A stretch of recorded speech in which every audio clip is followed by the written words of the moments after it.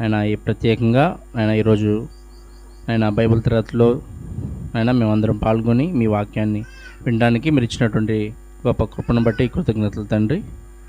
దేవా, ఆయన సంఘానికి సహకారులుగా ఉన్న అంశాన్ని గురించి మేము తండ్రి ఈ పాఠాన్ని వింటూ ఉండగా తండ్రి, ఈ యొక్క పాఠం ద్వారా తండ్రి మేము అనేక విషయాలను తండ్రి సహకారం అనే అంశాన్ని తండ్రి సంఘ సభ్యులు సహకారాన్ని కలిగి ఉండాలని, సంఘాలు సహకారాన్ని కలిగి ఉండాలని తండ్రి అనేక విషయాలను సహోదరుల ద్వారా మేము నేర్చుకుంటూ ఉన్నాం తండ్రి. ఇటువంటి గొప్ప అవకాశాన్ని మాకు దయచేసినందుకు మీకు కృతజ్ఞతలు తెలియజేస్తున్నాం తండ్రి. యొక్క తండ్రి ఈ యొక్క విరామం తర్వాత మరలా తిరిగి మేమందరం ఈ యొక్క తరగతిలో కూడుకొని తండ్రి మీ లేఖనాలను సహోదరుల ద్వారా విని మేము ఆత్మీయ మేలు పొందులాగా మీ కృపను దయచేయండి. మేము ఆత్మీయంగా ఫలించడానికి మీరు మా పట్ల కృప చూపిస్తున్నారని మేము గుర్తెరిగి తండ్రి ఇటువంటి గొప్ప పాఠాలను తండ్రి మేము విని మాలో ఉన్నటువంటి లోపాలను తండ్రి మేము సరి చేసుకునే భాగ్యాన్ని మాకు దయచేయమని యేసుక్రీస్తు వారి నామములో అడిగి పెట్టుకుంటున్నాం తండ్రి. ఆమేన్.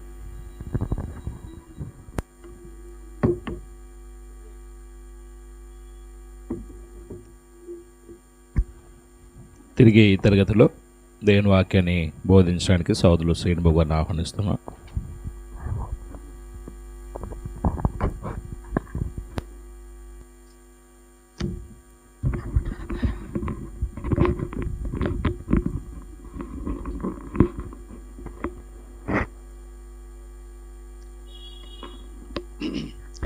హలో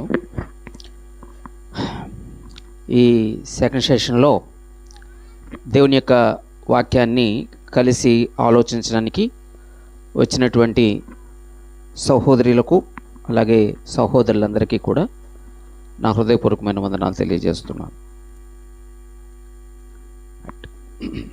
చెప్పబోతున్నటువంటి అంశం సంఘ సహకారం. అప్పుడు మొదటి విషయం ఏంటంటే, నేను ఎందుకు సహకరించాలి, సహకరించవలసిన అవసరం ఏంటి, ఆ విషయాలు కొన్ని విషయాలు ఆలోచించేవాడు. దీన్ని బట్టి నేను సహకరించాలి, నా సహకారాన్ని అందించాలి. అప్పుడు రెండో పాయింట్ ఏంటంటే,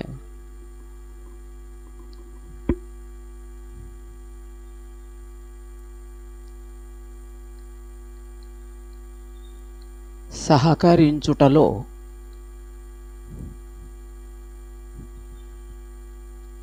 ఏది వెల్లడి అగును.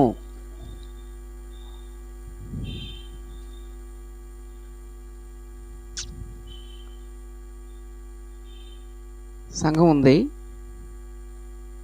సహకరించాలి. కొన్ని సంఘాల్లోనేమో సహకరించరు. ఎక్కడైనా కొన్ని చోట్లకి వెళ్తే, బ్రదరు మాకు సహకరించే వాళ్ళు లేరండి, అందుకే మేము ఈ పని చేయలేమండి అని అంటారండి. కొన్ని సంఘాల్లో కొన్ని కార్యక్రమాలు జరుగుతూ మాకు సహకరించే వాళ్ళు ఉన్నారండి అంటారండి. నేను తరచూ క్లాస్కి వెళ్తానండి. ఆ బ్రదరు నేను వెళ్ళినప్పటి నుంచి, అంటే ముందు రోజు వెళ్ళిపోతాను, సెకండ్ డే మీటింగ్ ఉంటుంది, ఆయన నాతోనే ఉంటాడండి. నేను అనుకుంటాను, మరి మీరు ఇక్కడ ఉంటే, నాతో పాటు ఉంటే అక్కడ మా కార్యక్రమాలు అంటే బోల్డ్ మంది ఉన్నారండి సహకరించేవాళ్ళు. ఎవరికాళ్ళకి వాళ్ళు డ్యూటీలు వేసేస్తాను, వాళ్ళు అవి చేసుకుని వెళ్ళిపోతారండి. అలాగనమాట. కొన్ని చోట్ల వన్ మ్యాన్ షో అన్నీ ఆయనే పాపం. ఒక ఆయన నన్ను, అప్పుడు పెద్ద ఆయన 60 ఏళ్ళు పైబడే, 60 ఏళ్ళు ఉండొచ్చు, 65 ఏళ్ళు, నన్ను రిసీవ్ చేసుకుంటా వచ్చి పాపం ఆయన నాతో నిండిపోయాడండి. నేనేమనుకున్నానంటే ఆ కార్యక్రమం జరుగుతుందేమో అనుకుంటే, కరెక్ట్గా మేము 10:30కి వెళ్ళాము. 10:30కి పాపం ఆయనే కుర్చీలు వేసి, ఆయనే మైక్ సెట్ చదిరి అన్నీ ఆయనే చేస్తున్నాడండి. వీళ్ళందరూ 11:30 అలాగొచ్చారండి. అప్పుడు అడిగాను, ఏంటి బ్రదరు మరి అంటే, సహకరించేవాళ్ళు లేరండి. అలాగా కొన్ని సంఘాల్లోనేమో సహకరించే వాళ్ళు ఉన్నారు, కొన్ని సంఘాల్లో సహకరించిన వాళ్ళు ఉన్నారు, కొన్ని సంఘాల్లో కొంతమంది సహకరిస్తారు, కొన్ని సంఘాల్లో అస్సలు సహకరించరు. అలాంటి పరిస్థితులు అవి చూశాను, ఇవి చూశాను. అయితే ఇక్కడ నా పాయింట్ ఏంటంటే, ఓ సంఘంలో సహకరిస్తున్నారు. ఆ సహకరించడంలో ఏది వెల్లడవుతుంది, ఏది తెలియపరచబడుతుంది, అది నా పాయింట్ అండి. అప్పుడు సహకరించడంలో ఏది వెల్లడవుతుందంటే వారి విశ్వాసం వెల్లడవుతుందండి. వారి విశ్వాసం.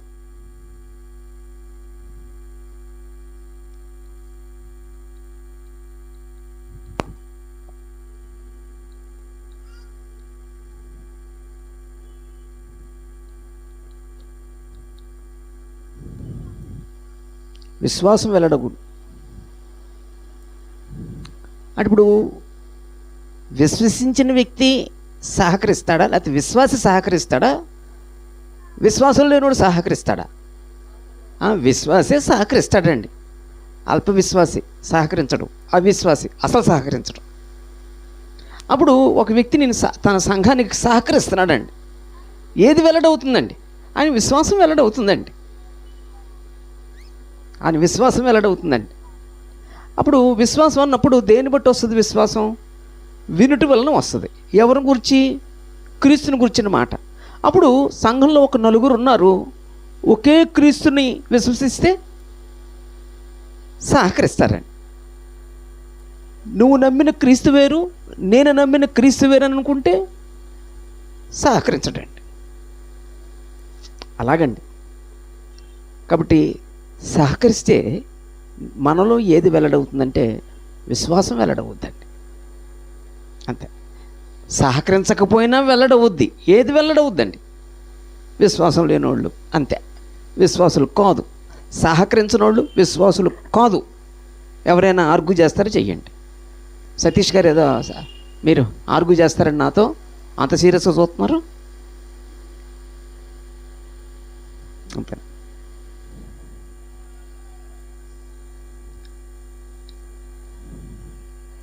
సహకరించారు, అది ఒక వ్యక్తి కానీ సంఘం కానీ. సహకరించినప్పుడు ఏది వెల్లడవుద్దంటే వారి ఏకమనసు వెల్లడవుద్దండి.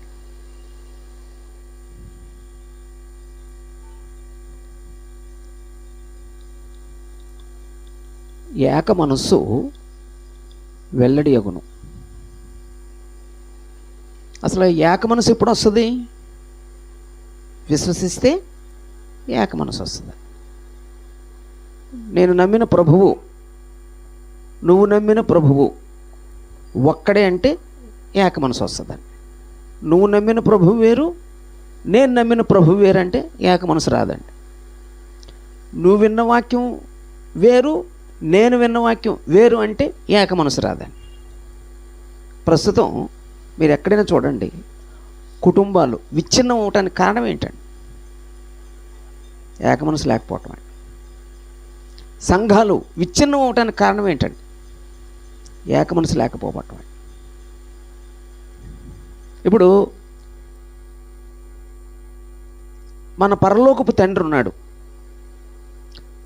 యేసుప్రభు ఉన్నారు, తండ్రి కుమారులు, వాళ్ళ మధ్య ఏకమనసు ఉందండి? ఉందండి. యేసుప్రభు ప్రార్థనలోనే వెల్లడి చేశాడండి ఆయన. తండ్రి, నువ్వు నేను ఏకమై ఉన్నలాగున వీరును ఏకమై ఉండునట్లు. అలాగా నేను నమ్మిన దేవుడు, నేను విశ్వసించిన ప్రభు ఒక్కడే అంటే అది కుటుంబం కానీ సంఘం కానీ ఏకమనసు వస్తుందండి. నువ్వు నమ్మిన ప్రభు వేరు, నేను నమ్మిన ప్రభు వేరు, నీ తండ్రి వేరు, నా తండ్రి వేరు అంటే ఏకమనసు రాదండి. అప్పుడు సంఘం ఒక వ్యక్తి సహకరిస్తున్నాడు, సంఘంతో సహకరిస్తున్నాడు, అందరూ సహకరిస్తున్నారు. అక్కడున్న సంఘం ఏది వెల్లడైందండి? వాళ్ళు ఏకమనసు కలిగి ఉన్నారు. అందుకని కొద్ది కాలంలోనే ఆ కొద్ది మందే ఎంత గొప్ప పని చేయగలుగుతున్నారు అనిపిస్తుంది.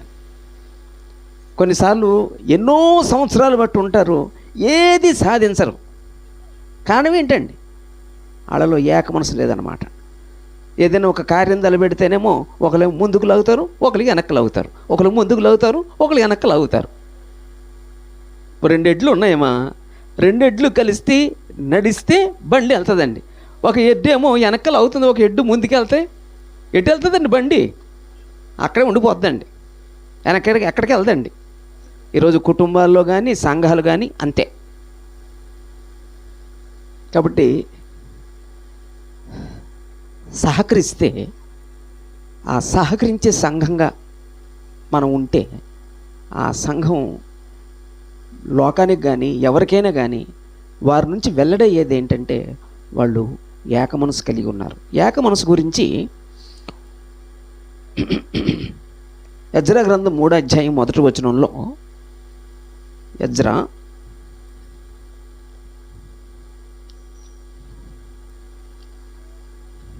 3వ అధ్యాయం 1వ వచనం.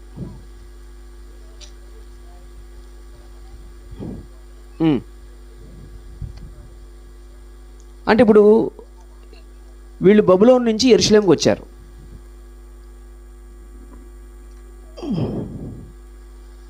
బబులోను నుంచి యెరూషలేముకి వచ్చిన తర్వాత వీళ్ళు ఏం చేశారండి? అక్కడ దేవాలయం నిర్మించాలి. మొదట పునాది వేశారు. ఆ పునాదికి ముందు ఆ మందిరం కట్టడానికి వాళ్ళు మొట్టమొదటి వాళ్ళకి అవసరమైంది ఏంటండి? మందిరం కట్టాలి. మందిరం కట్టడానికి ఏం కావాలి? డబ్బులు కావాలి, రాళ్ళు కావాలి, కలప కావాలి, ఇంకేం కావాలండి అమ్మా? నీళ్ళ, దేవుడి దయ కావాలి. దేవుడి దయ ఉండబట్టి వచ్చారు వాళ్ళు. వెరీ గుడ్ అమ్మా. అదండి, డబ్బులు ఉన్నాయి, రాళ్ళు ఉన్నాయి, కలప ఉంది, అన్నీ ఉన్నాయి, ఏక మనసు లేదు. కట్టగలరండి? కనుక మొట్టమొదట ఏం కావాలండి వాళ్ళకి? ఏక మనసు. అందుకే అక్కడ 7వ నెలలో ఇశ్రాయేలీలు తమ తమ పట్టణములకు వచ్చిన తర్వాత జనులు ఏక మనసు కలిగిన వారి యెరూషలేములో కూడి అప్పుడు బలిపీఠం కట్టి పర్ణశాల పండుగ ఆచరించి అప్పుడు పునాది వేశారండి. అదండి. కాబట్టి అక్కడ యెహోవా మందిరం కట్టడానికి వాళ్ళకి ఏముందండి? ప్రజలందరికీ ఏక మనసు ఉందండి. అక్కడ ఎంతమంది ఉన్నారో వాళ్ళందరూ ఒకే మనసు. ఇలాంటి మనసు మళ్ళీ ఎక్కడ కనబడుతుందండి అమ్మా? యెరూషలేములో ఉన్న సంఘం వాళ్ళు ఏక మనస్కులై ప్రతిదినము దేవాలయంలో తప్పక కూడుకొనుచు అనే మాట వాడాడండి. మళ్ళీ అది ఎక్కడ కనబడుతుందండి? ఎక్కడ కనబడదా? గుంటూరులో ఉన్న క్రీస్తు సంఘంలో కనబడుతుందండి. ఏంటండి తల అడ్డంగాను నిలువుగాను ఊపుతున్నారు? డౌట్గా ఉందా? ఉండకూడదండి. దేవుడు కోరుకున్న సంఘం అలాంటిది కాదండి. ఒకే ఒక మాట, మేమందరం ఏక మనసు కలిగి ఉన్నామండి. అప్పుడు మనం ఏదైనా సాధించగలుగుతామండి. అక్కడ ఇంకో విషయం చెప్పనండి. అంత ఏక మనసు ఉన్నా సరే దేవుడే అనుమతించాడు మందిరం కట్టమని. అంత ఏక మనసు ఉన్నా సరే మందిర నిర్మాణంలో ఆటంకాలు వచ్చినాయండి.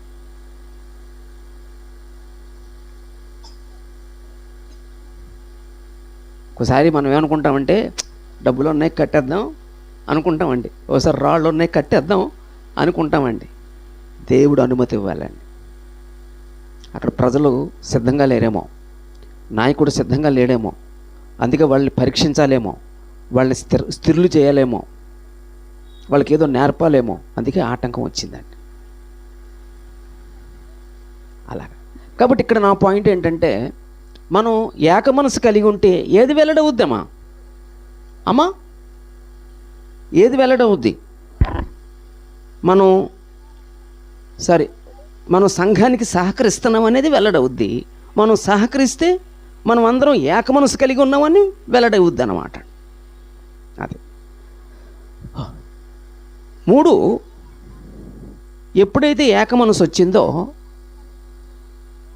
సహకరిస్తున్నారు, విశ్వాసం కలిగి ఏక మనసు కలిగి సహకరిస్తున్నారు.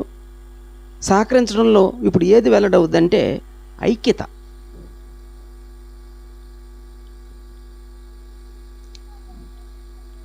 ఐక్యత వెల్లడవును. ఐక్యత అంటే ఏంటండి? ఐక్యత అమ్మా అందరూ కలిసి ఉండటం. ఒకవేళ 100 మంది ఉంటే 100 మంది కలిసి ఉండి పని చేయటం, అది ఐక్యత.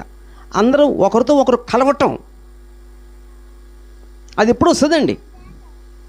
ఏక మనసు ఉంటే కలవ వస్తుందండి. ఈరోజు దురదృష్టం, కుటుంబాల్లో కానీ ఎక్కడ చూసినా సరే ఐక్యత లోపించిందండి. అన్నదమ్ముల మధ్య ఐక్యత లేదు, తల్లిదండ్రులు బిడ్డల మధ్య ఐక్యత లేదు, అక్క చెల్లెళ్ళ మధ్య ఐక్యత లేదు, ఇద్దరు సహోదరుల మధ్య ఐక్యత లేదు, సంఘంలో ఐక్యత లేదు. యేసుప్రభువేమో ఐక్యత కలిగి ఉండాలని ప్రార్థన చేశాడండి. నువ్వు నేను ఏకమై ఉన్నాం, ఈ సహోదరులు ఏకమై ఉన్నారు, వీళ్ళ మాటలు విన్న ప్రతి ఒక్కరూ ఏకమై ఉండాలని ఆయన ప్రార్థన చేశాడు. ఎక్కడ ప్రార్థన చేశాడమ్మా? ఎక్కడో ఒక్కళ్ళు మాట్లాడితే చూసారా? ఆ ప్రార్థన ఎక్కడదండి? గెత్సేమనే తోటలోనండి. పాడతాం కదండి, గెత్సేమనే తోటలో తండ్రి అన్న ప్రార్థన విన్నానయ్యా నేను. పాడతామండి, అదేనండి. రైట్. కాబట్టి సంఘం సహకరిస్తుంది. అలా సహకరించే సంఘం నుండి ఏది వెల్లడవుతుందంటే వాళ్ళ ఐక్యత వెల్లడవుతుందండి. ఎవరైనా ఎప్పుడైనా చెప్పుకుంటే గుంటూరులో ఉన్న సంఘం అండి, అయ్యి బాబాయ్ అందరూ ఏకమైపోతారండి. మక్కిలో ఉన్న సంఘం అండి, అందరూ ఏకమైపోతారండి. అందుకే ఆ ప్రాంతంలో సేవ బాగా జరుగుతుందండి. అదండి. అప్పుడు అది ఎవరికి మహిమ అండి? దేవునికి మహిమ అండి. అలా వెల్లడవ్వాలండి నీ సహకారం, అలా వెల్లడవ్వాలండి మన సహకారం. రైట్. అప్పుడు ఎప్పుడైతే ఇది వచ్చిందో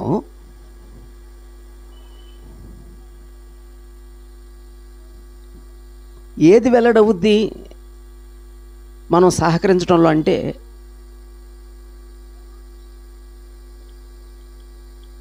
మన ఆసక్తి వెల్లడవుద్దండి. ఆసక్తి ఉన్నవాడు సహకరిస్తాడా? ఆసక్తి లేనివాడు సహకరిస్తారా?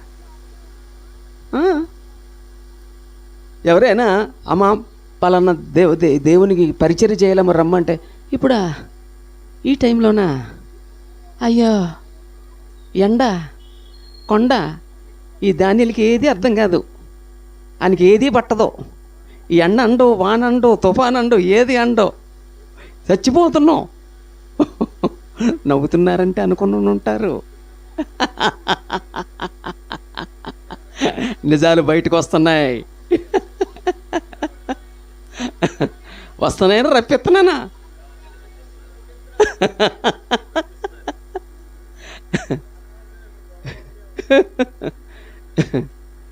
అప్పుడు ఒకవేళ మనం సహకరిస్తున్నాం ఆ కార్యంలో మనం సహకరిస్తున్నామంటే ఏది వెల్లడవుతుందండి? ఆ కార్యం పట్ల మనకున్న ఆసక్తి వెల్లడవుతుందండి. అంతేనండి. ఆ కార్యం పట్ల మనకున్న ఆసక్తి వెల్లడవుద్దండి. ఆసక్తి లేనోడు సహకరించడండి. ఆసక్తి లేనోడు అన్నిటికీ వంక చెప్తాడండి. ఆసక్తి ఉన్నాడు వంక చెప్పడండి. ఇప్పుడు నువ్వు ఏదైనా ఒక ప్రయాణం చేయాలి, ఆ ప్రయాణం పట్ల నీకు ఆసక్తి ఉంది, వంక చెప్తావా? ఎవరు మాట్లాడతలేదు ఏంటండి? వంక చెప్పమండి. ఇప్పుడు ఆసక్తి ఉంది, ఒక చోటకి వెళ్ళాలి, ప్రయాణం చేయాలి, కానీ ఆ టైంకి వెళ్ళలేదు, అప్పుడు వంక చెప్తాడా? నేను టైంకి వచ్చాను కానీ అప్పటికే ముందు వెళ్ళిపోయింది ట్రైను అని చెప్తాడా? వంక చెప్తాడా? నువ్వు టైంకి వస్తే ట్రైన్ ఎందుకు ఉండదు? నువ్వు లేట్కి వెళ్ళావు కాబట్టి ట్రైన్ ఉండదు. నువ్వెందుకు లేట్కి వెళ్ళావు? నువ్వు ప్రయాణం చేసే విషయంలో ఆసక్తి లేదు, అందుకే లేట్గా వెళ్ళాం. ఆసక్తి ఉండడం అయితే ఒక అరగంట ముందే ఉంటాం. ఆసక్తి లేకపోవటానికి ఆసక్తికి అంత తేడా ఉందండి. కానీ నాలంటోడు ఏం చేస్తాడంటే దానికి ఏదో అతుకులు పెడతాడండి, మెత్తుతాడు ట్రై చేస్తాడండి. వంకలో చేద్దాం అనుకున్నానండి, వద్దాం అనుకున్నానండి. సహకరించే వ్యక్తి ఆసక్తి కలిగినోడైతే సహకరిస్తాడండి. ఆసక్తి లేనోడు సహకరించడండి, వంకలు చెప్తారండి. దేవుని రాజ్యానికి విందు ఏర్పాటు చేసి యజమానుడు పిలిచాడు దేవుని రాజ్యానికి. విందు దేవుని రాజ్యం. అప్పుడు ఆ విందు యజమాని పిలుస్తున్నాడు. పిలిచినప్పుడు అందరూ ఏం చేశారండి? వంకలు చెప్పడానికి ట్రై చేశారండి. ఎందుకు వంకలు చెప్పారండి? 1, ఆసక్తి లేదు. 2, దాని విలువ గ్రహించలేదు. విలువ గ్రహించిన వ్యక్తి, ఆసక్తి ఉన్న వ్యక్తి సాకులు చెప్పడం, నెపములు చెప్పరు, తప్పించుకోరు. అదండి.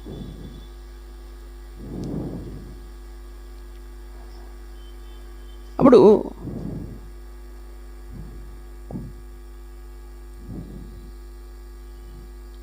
దీనికి సంబంధించి ఒక వచనం చదువుదామండి. నెహెమ్యా గ్రంథం 4వ అధ్యాయం 6వ వచనం. నెహెమ్యా 4వ అధ్యాయం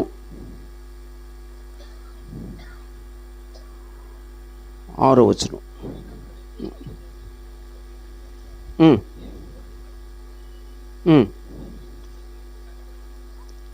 చాలండి.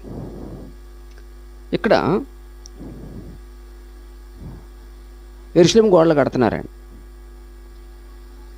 అప్పుడు వీళ్ళందరూ పని చేస్తున్నారండి. పని చేస్తున్నప్పుడు ఎవరో డిస్కరేజ్ చేసేవాళ్ళు ఉన్నారు. డిస్కరేజ్ చేసేవాళ్ళు ఉంటారమ్మా? ప్రతి చోట ఉంటారండి డిస్కరేజ్ చేసేవాళ్ళు.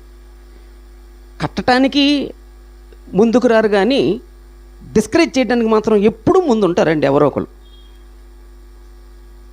ఉండరండి. మీరు ఎవరైనా కుటుంబాన్ని కట్టడానికి ప్రోత్సహించేవాళ్ళు చూసారా? కుటుంబాన్ని పడగొట్టడానికి ట్రై చేసేవాళ్ళు చూసారా? అంతేనండి. ఒక మంచి కార్యం జరిగేటప్పుడు కూడా మళ్ళీ డిస్కరేజ్ చేసేవాళ్ళు చాలామంది ఉంటారండి. దేవుని పనిలో కూడా మళ్ళీ డిస్కరేజ్ చేసేవాళ్ళు చాలామంది ఉంటారండి. ఇప్పుడు మీ గుంటూరు ప్రాంతంలో ఓ మంచి పని చేస్తున్నారు, ఇందులో డిస్కరేజ్ చేసేవాళ్ళు కూడా ఉంటారండి. నన్ను అన్నారండి, మేము లేదా నాకు ఒక సువార్థికుడు తెలుసు. ఆ సువార్థికుడు ఏదో పని చేస్తున్నాడు. పాపం ఆయన సొంత డబ్బు చర్చికి పెట్టాడటండి. ఆ సొంత డబ్బు చర్చికి పెడితే కొంతమంది అన్నారు, అసలు నిన్నెవరు పోషిస్తారు రేపు పొద్దున్న నువ్వు మొత్తం ఇచ్చేస్తే? అవి ఏదో కాస్త ఉంచుకుంటే బ్యాంకులో డబ్బులు వస్తే ఆ డబ్బుతో బ్రతకచ్చు కదా. రేపొద్దున నీకు కష్టం వస్తే సంఘం చూస్తారా, నీకు బాధ వస్తే సంఘం చూస్తారా అని పాపం అతన్ని డిస్కరేజ్ చేసేవారండి. అలా ప్రతి పనిలోనూ డిస్కరేజ్ చేసేవాళ్ళు. ఇక్కడ కూడా డిస్కరేజ్ చేశారండి. ఎంత డిస్కరేజ్ చేశారో చూడండి. ఎంత డిస్కరేజ్ చేశారంటే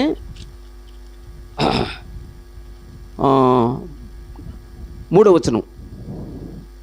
మరియు అమ్మోనీయుడైన టోబియా అతని ఎద్దకు ఉండి, వారు కట్టిన దానిపైకి ఒక నక్క ఎగిరినట్టయినా వారి రాతి గోడ పడిపోవును. ఎంత వేళకోళం చేశారండి. మీరు కట్టిన గోడ ఒక నక్క అలా జంప్ చేస్తే చాలు, ఆ గాలికి మీ గోడ పడిపోద్ది. అది యెరూషలేము గోడ ఎంత ఉంటుందండి కిషోర్ గారు? 2 బళ్ళు ఎదురు బదురు వెళ్ళిపోయేంత గోడ. మన ప్రహారీ గోడలేమో 4 అంగుళాల గోడలు. ఇప్పుడు మహా అయితే పూర్వం అయితే 14, 16, 18. కానీ ఆ గోడలు ఎలాంటివి అండి? 2 బళ్ళు వెళ్ళిపోతాయండి పైనుంచి. అంత పెద్ద గోడ. అంత పెద్ద గోడ ఒక నక్కి ఎగిరితే పడిపోద్దటండి. అంత వేళకోళం చేశారండి.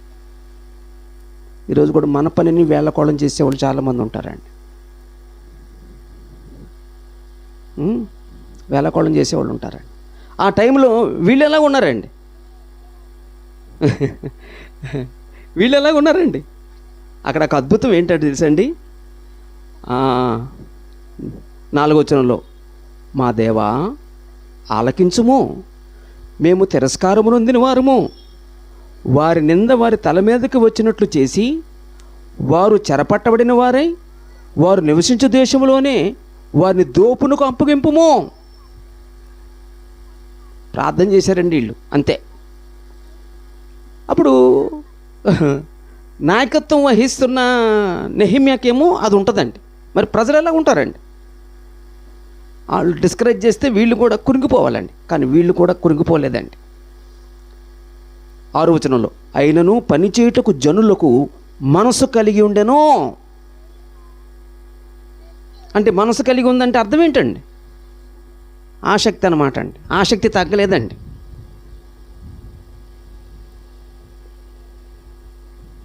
వాళ్ళు ప్రారంభించబడినప్పుడు ఎలాంటి ఆసక్తి ఉందో అది ముగింపు వరకు అదే ఆసక్తి అండి. మనకి ప్రారంభంలో ఉన్న ఆసక్తి ముగింపు వరకు ఉండదండి. సన్నగిల్లుతో సన్నగిల్లుతో సన్నగిల్లుతో సన్నగిల్లుతో సన్నగిల్లుతో ఉంటుందండి ఒక్కోసారి. అప్పుడు ఆసక్తి ఉంటేనేమో సహకరిస్తేనేమో ఆసక్తి ఉంటుంది, ఆసక్తి లేనోడు సహకరించటండి. అలాగండి. అప్పుడు సహకరించాడు. ఈ సహకరించటంలో ఏది వెల్లడవుతుందంటే వారి వినయము వెల్లడగును. వినయం అంటే ఏంటమ్మా? తగ్గించుకోవటం. వినయము, విధేయత, లోబడుట, తగ్గించుకొనుట. తగ్గించుకునే వ్యక్తి సహకరిస్తాడా? హెచ్చించుకునే వ్యక్తి సహకరిస్తాడా? అంతేనండి. హెచ్చించుకునే వ్యక్తి ఎప్పుడూ సహకరించడండి. తగ్గించుకునే వ్యక్తే సహకరిస్తాడండి. వినయం కలిగిన వాడే సహకరిస్తాడండి. గర్విష్టి సహకరించడండి. ఇప్పుడు ఉదాహరణకి మోషే నాయకత్వం ఉంది. మోషే నాయకత్వానికి అందరూ సహకరించాలని దేవుని కోరిక. అప్పుడు మోషే నాయకత్వాన్ని ధిక్కరించింది ఎవరండి?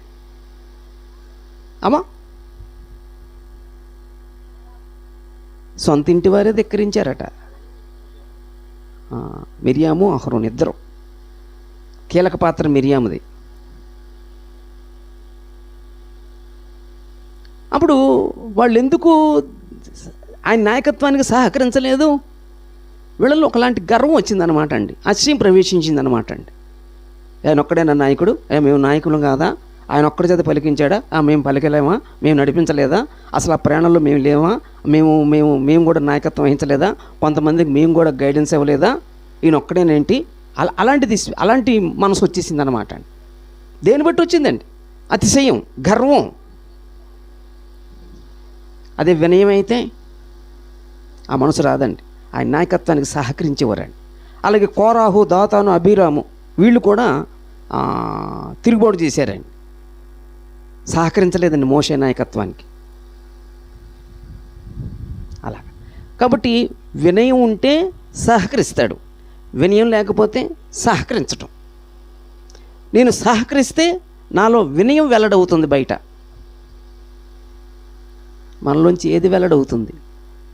నాలో గర్వం వెల్లడవుతుందా? వినయం వెల్లడవుతుందా? అదే. ఓకే.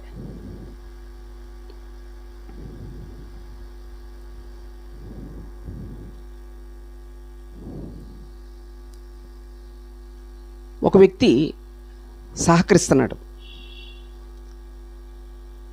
సహకరించబట్టి సంఘంలో సహకరిస్తున్నారు, అన్నిటికీ సహకరిస్తున్నారు, సంఘం అంతా కలిసి సహకరిస్తుంది. అప్పుడు ఏది వెల్లడుతుందంటే వారి సంఘము పట్ల వారి గౌరవము వెల్లడవుతుందండి.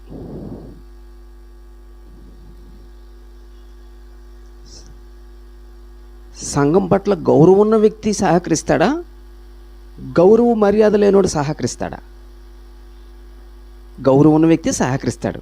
సంఘం అంటే గౌరవం లేనోడు, సంఘం అంటే మర్యాద లేనోడు సహకరించరండి.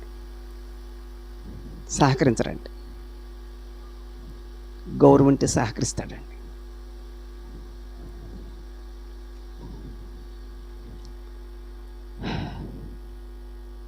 అంటే దీన్ని బట్టి చూస్తే సంఘంలో గౌరవ మర్యాద లేని వాళ్ళు కూడా ఉంటారన్నమాట అండి. వాళ్ళకు ఒక యేసుప్రభువు పేరు పెట్టాడండి. ఏంటంటే ఆ పేరు గురుగులు.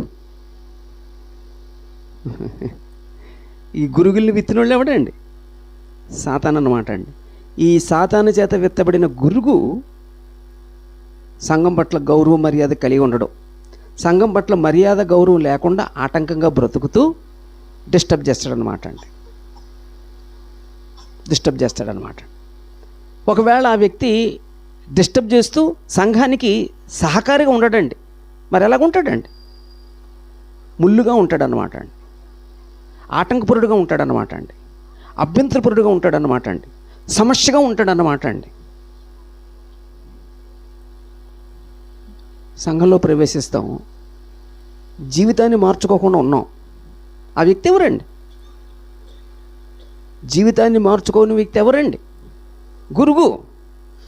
అప్పుడు సంఘం పట్ల ఆయనకి గౌరవము మర్యాద ఉంటే అతను గురుగ్గా బ్రతకడండి. జీవితాన్ని మార్చుకొని గోధుమ గింజలా బ్రతుకుతాడండి. మనం గోధుమలమా గురుగులమా అనేది మన జీవితమే చెప్పుద్దండి. అప్పుడు ఈ గురుగు ఏం చేస్తాడండి? ఆ గౌరవం మర్యాద లేకుండా తన జీవితం ద్వారా తాను ఆటంకంగా బ్రతుకుతూ ఇతరులను ఆటంకపరుస్తూ సంఘ క్షేమాభివృద్ధికి సహకరించడండి. ఇది అర్థం కావట్లేదండి మనిషికి, ఇది అర్థం కావట్లేదండి. ఏమో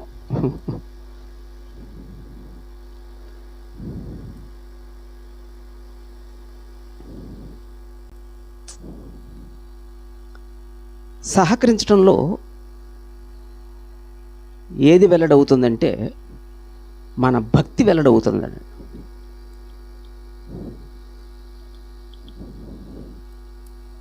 మన భక్తి వెల్లడవుతుందండి. భక్తిపరుడు సహకరిస్తాడు, భక్తిహీనుడు సహకరించడు. అంతేనండి.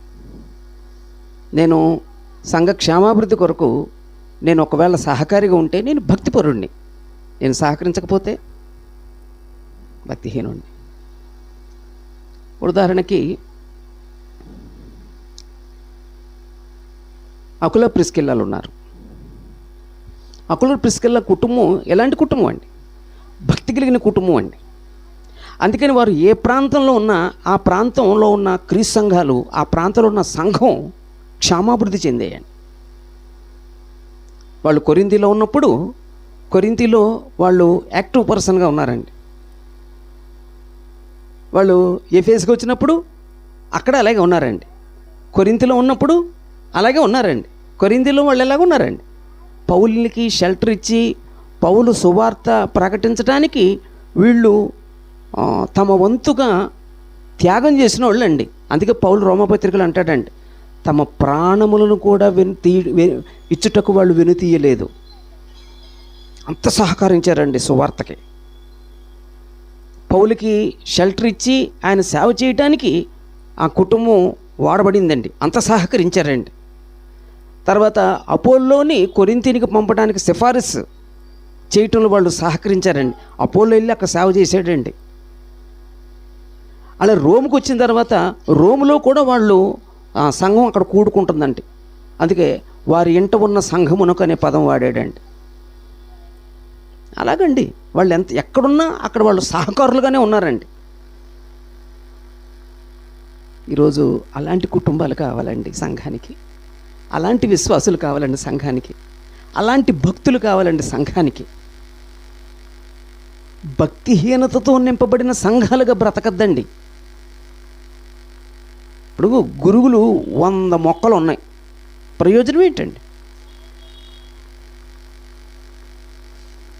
భక్తి కలిగిన కుటుంబాలు భక్తి కలిగిన వ్యక్తులు 10 మంది ఉంటే, అంటే 10 మందే ఉండాలని కాదు, అక్కడ 10 మంది ఉంటే చాలండి. వాడు మళ్ళీ అపార్థం చేసుకోవద్దు, 10 మందే చాలు అంటున్నారు ఆయన అని. అంటే నా ఉద్దేశం ఏంటంటే భక్తిహీనులు 100 మంది ఉండడం కంటే భక్తిపరులు 10 మంది ఉండడం శ్రేష్టమని. ఇవన్నీ ఆసక్తి, వినయము, గౌరవము, భక్తి 4:6 కనబడుతుంది హేమియా కనుక. వాళ్ళకి భక్తి ఉంది, అందుకే వాళ్ళు సహకరించారు. గౌరవం ఉంది, సహకరించారు. వినయం ఉంది, సహకరించారు. ఆసక్తి ఉంది, సహకరించారు. అదండి మన భక్తి వెల్లడి అవుద్దండి. అందుకే ఎప్పుడైనా పలానా గుంటూరు అండి, వాళ్ళు భక్తి కలిగిన సంఘం అండి అది. అందుకనే తక్కువ టైంలోనే ఒక మంచి బిల్డింగ్ని వాళ్ళు కట్టుకోగలిగారండి. మంచి మంచి కార్యక్రమాలు జరుగుతున్నారండి. అక్కడికి వెళ్తే భక్తి గల సమూహం చూడగలుగుతామండి. అదండి, అంటే మీరు చేసే ఆ సహకారం వల్ల లోకానికి కానీ అనేక సంఘాలకు కానీ ఏ మెసేజ్ వెళ్తుందండి? వాళ్ళు భక్తి పరులు అన్న మెసేజ్ వెళ్తుందండి. అదండి. ఓకే,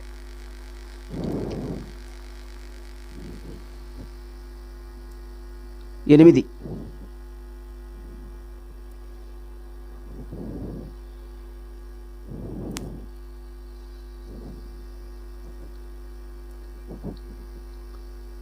సజీవులు అని వెల్లడవుతుందండి. ఈ సమయంలో ఒకసారి ప్రకటన గ్రంథం 2:19. ప్రకటన 2:19.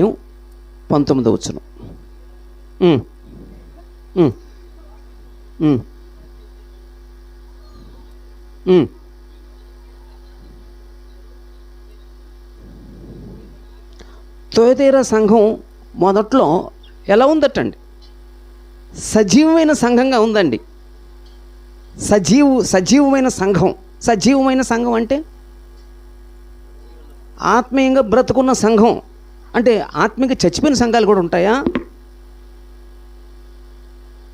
అమ్మా? ఉంటాయండి, ఉంటాయండి.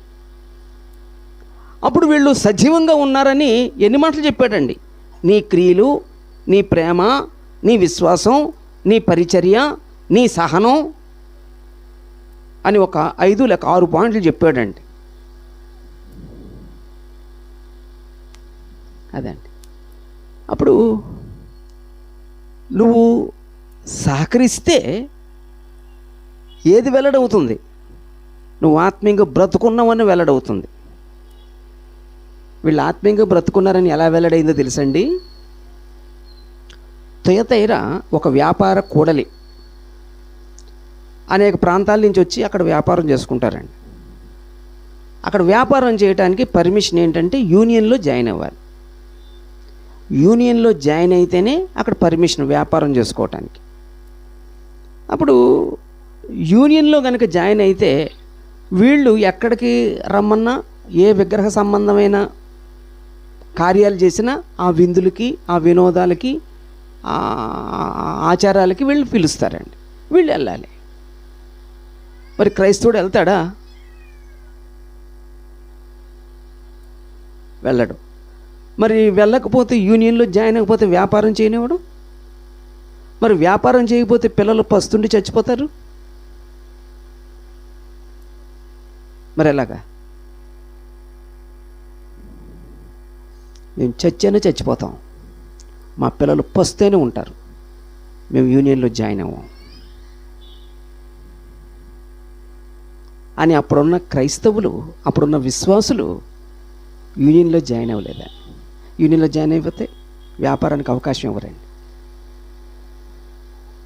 మేము నష్టమైనా నష్టపోతాం, మేము పస్తులైనా ఉంటాం. అదండి. అలా దానికి వాళ్ళందరూ సహకరించారండి అలా బ్రతకటానికి. కాబట్టి ఇక్కడ నా పాయింట్ ఏంటంటే, మనం సహకరిస్తే మనం ఆత్మీయంగా బ్రతుకున్నామని వెల్లడవుద్దండి. నువ్వు సహకరించకపోతే, శ్రీనుబాబు అనే నేను సహకరించకపోతే నేను బ్రతుకున్న ఒక శవం. ఇక దానికంటే ఇంకా పెద్ద పేరు చెడ్డ పేరు లేదేమో. అదండి. 9, నేను సహకరించడం వల్ల నాకు నేను ఏది వ్యక్తిగతంగా నేను ఇతరులకు ఎలా వెల్లడవుతున్నాను, ఒకవేళ సంఘం ఉంటే సంఘం ఎలా వెల్లడవుతుందంటే వారి బాధ్యత వెల్లడవుతుందండి. సంఘం అంతా సహకరిస్తున్నారు, అప్పుడు సంఘానికి గురించి ఏది వెల్లడైందండి? వాళ్ళు బాధ్యత కలిగిన వాళ్ళండి, వాళ్ళు చాలా రెస్పాన్సిబిలిటీ ఫేస్ చేస్తారండి. వాళ్ళు దేన్ని నిర్లక్ష్యం చేయరండి. వాళ్ళు ఏ చిన్నదైనా వాళ్ళు బాధ్యతగా ఉంటారండి. ఏ చిన్న కార్యక్రమమైన బాధ్యత వహిస్తారండి. ఏ పెద్ద కార్యమైన బాధ్యత వహిస్తారండి. ఎస్కేప్ అవ్వరండి. అదండి. అప్పుడు సహకరిస్తే అది వెళ్ళడం. ఇప్పుడు బాధ్యత కలిగినోడు సహకరిస్తాడా? బాధ్యత లేనోడు సహకరిస్తాడండి. ఆ బాధ్యత కలిగినోడు సహకరిస్తాడండి. కుటుంబం అంటే బాధ్యత ఉన్నవాడు కుటుంబం కొరకు సహకరిస్తాడండి. బాధ్యత లేనోడు సహకరించడండి. సంఘం పట్ల బాధ్యత ఉన్నోడు సహకరిస్తాడండి. బాధ్యత లేనోడు సహకరించడండి. సహకరించి బాధ్యత గలవారమని వెల్లడవుదామా? సహకరించకుండా మనం బాధ్యత లేని వాళ్ళని పేరు పొందుదామా? అలాగా. ఓకే.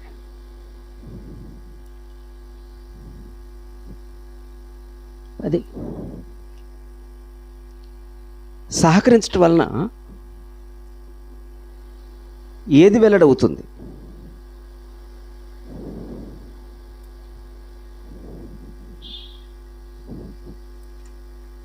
వారి నిస్వార్థము వెల్లడై, స్వార్థపరుడు సహకరిస్తాడా? నిస్వార్థపరుడు సహకరిస్తాడండి. అమ్మా, మనం మాట అనుకుందాం, సరదాగా అనుకుందాం. మనం స్వార్థపరులమా నిస్వార్థపరులమా? శంకర్ గారు ఏంటంటే అంత స్టేట్మెంట్ ఇచ్చారు, బలమైన స్టేట్మెంటు. స్త్రీలు ఏమంటారమ్మా? గట్టిగా చెప్పండి. ఏంటంటే వ్యంగ్యంగా మాట్లాడుతున్నారు ఏంటండి? ఇప్పుడు నిస్వార్థపరులు అంటే చాలండి, చాలా నిస్వార్థపరులు అంటే వ్యంగ్యంగా ఉన్నదన్నమాట అండి. అది ఎందుకో కుటుంబం పట్ల మనం స్వార్థంగా వ్యవహరించాం, కానీ సంఘం దగ్గరికి వచ్చేసరికి మాత్రం ఏదో స్వార్థం వస్తుందండి. మనది కాదు, మనం ఎందుకు చేయాలి, మనకు సంబంధించింది కాదు కదా, నేను చేయక్కర్లేదు కదా, ఆయన చేయాలి కదా, ఈయన చేయాలి కదా. అమ్మా, ఎప్పుడు నేనేనా? అదే మన కుటుంబం గురించి అలాగంటామా? ఎప్పుడు నేనే బియ్యం తేవాలా, ఎప్పుడు నేనే కూరలు తేవాలా, ఎప్పుడు నేనే డబ్బులు ఇవ్వాలా అని మనం పిల్లల్ని అడుగుతామండి, కుటుంబాన్ని అడుగుతామండి. అక్కడేమో నిస్వార్థం, ఇక్కడేమో స్వార్థం.